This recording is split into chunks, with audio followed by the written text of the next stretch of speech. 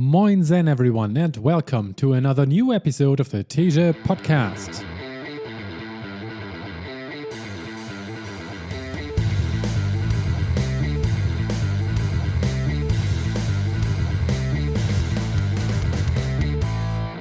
This is a book episode about Timothy Snyder's book on Tyranny, 20 Lessons from the 20th Century. The book has 130 pages and I finished reading it on January 14th of 2025. Impressions. First published in 2017, this book couldn't be more timely.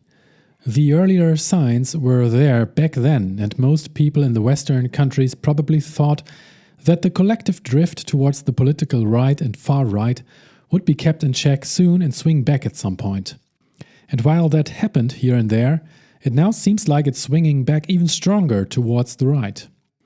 What felt like testing the waters just a decade ago is in full swing right now. In the US, where this writer is based, certainly, but also in my home country of Germany, a situation that many people from around the world have noticed due to our horrifically destructive history with right-wing extremism that cost around 60 million people their lives, of which around 6 million were systematically murdered by my grandparents' generation. We must not forget what a strong emotion hate can be when it's strategically used by people who are craving unchecked power for power's sake. No matter what the motivations behind each of the main actors are on the political world stage, they have to be pulled down from their positions as soon as these despicable agendas come to light. Pulled down by all of us.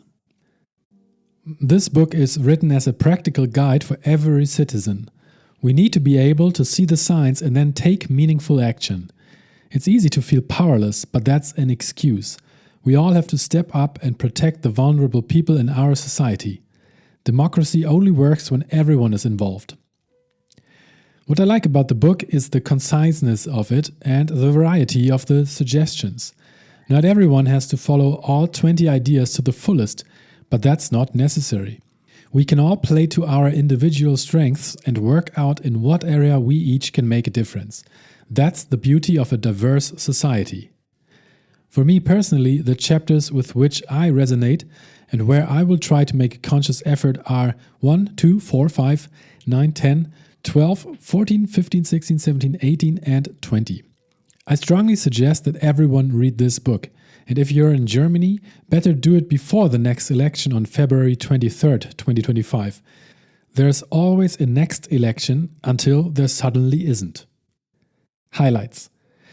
Prologue: History and Tyranny. Both fascism and communism were responses to globalization, to the real and perceived inequalities it created, and the apparent helplessness of the democracies in addressing them.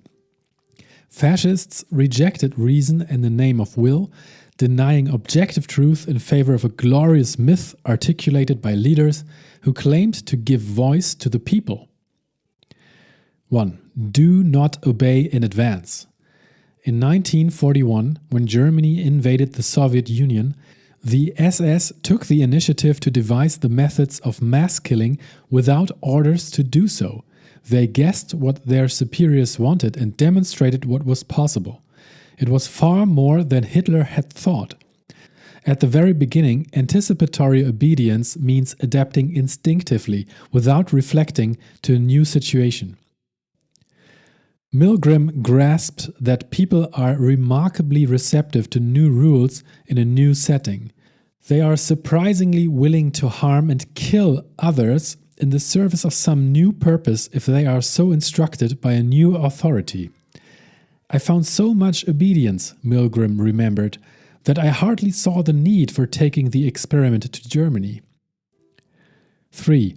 Beware the one-party state.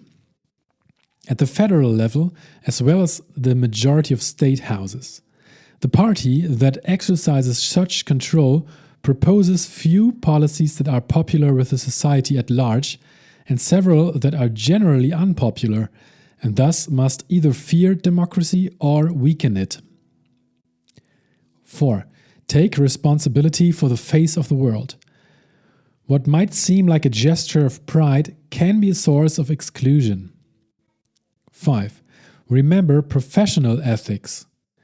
If members of the professions confuse their specific ethics with the emotions of the moment, however, they can find themselves saying and doing things that they might previously have thought unimaginable. 8. Stand out. It is those who were considered exceptional, eccentric, or even insane in their own time, those who did not change when the world around them did, whom we remember and admire today. 9. Be kind to our language. Watching televised news is sometimes little more than looking at someone who is also looking at a picture. We take this collective trance to be normal. We have slowly fallen into it. 11. Investigate. It is your ability to discern facts that makes you an individual, and our collective trust and common knowledge that makes us a society. The individual who investigates is also the citizen who builds.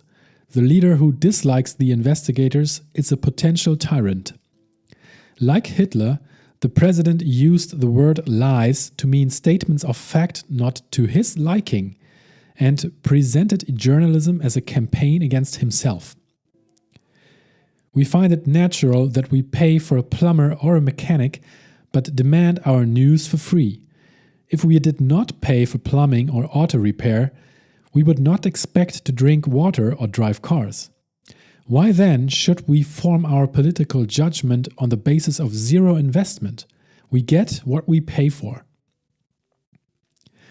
Although we may not see the other person in front of his or her computer, we have our share of responsibility for what is on the screen. If we can avoid doing violence to the minds of unseen others on the internet, others will learn to do the same. 12. Make eye contact and small talk. People who were living in fear of repression remembered how their neighbors treated them. A smile, a handshake, or a word of greeting. Banal gestures in a normal situation took on great significance. Having old friends is the politics of last resort, and making new ones is the first step towards change. 13. Practice corporeal politics. Protest can be organized through social media, but nothing is real that does not end on the streets. If tyrants feel no consequences for their actions in the three-dimensional world, nothing will change. 17. Listen for dangerous words. People who assure you that you can only gain security at the price of liberty usually want to deny you both. Epilogue. History and liberty.